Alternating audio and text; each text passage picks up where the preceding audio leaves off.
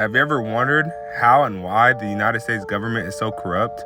In this series, I've been dissecting from the very beginning, starting with the Revolutionary War to modern times, on how this came to be. And right as my last video was ending, I was mentioning Wall Street and how they successfully formed a coup with Mussolini and this guy right here. They decided that they'd rather have the system that Italy used and get rid of what FDR put in place. See, Franklin D. Roosevelt's New Deal threatened massive wealth redistribution to basically recapitalize the working class of America.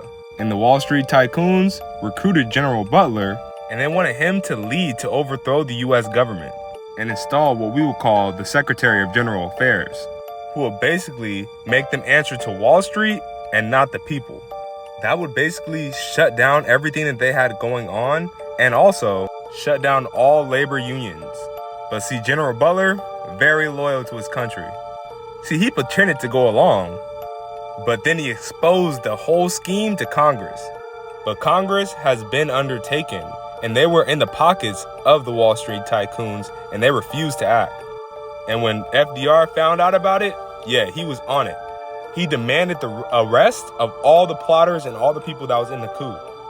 But sadly enough, the plotters reminded FDR that this economy was still growing and it was still fragile. And if even one person got arrested from it, their friends in Wall Street would crash the whole economy and blame it on FDR.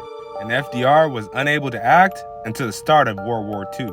And right when World War II started, he prosecuted all the plotters under the Trading with the Enemy Act. And the congressional minutes to the coup was finally released in 1967.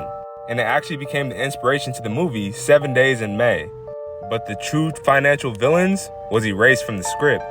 Here's a statement made by this man in 1935, and I quote, "I spent 33 years, 4 months in the active military service as a member of our country's most agile military force, the Marine Corps. I served in all commissioned ranks from second lieutenant to major general.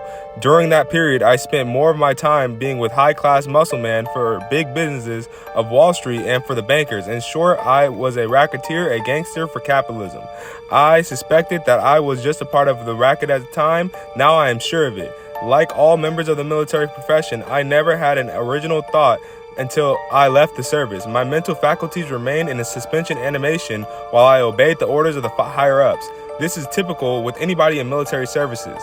I'm running out of time, but in my next video, I'm going to be breaking down more of this statement, and I'm going to be going into JFK. This will be the video that I'm talking about JFK. Like and follow.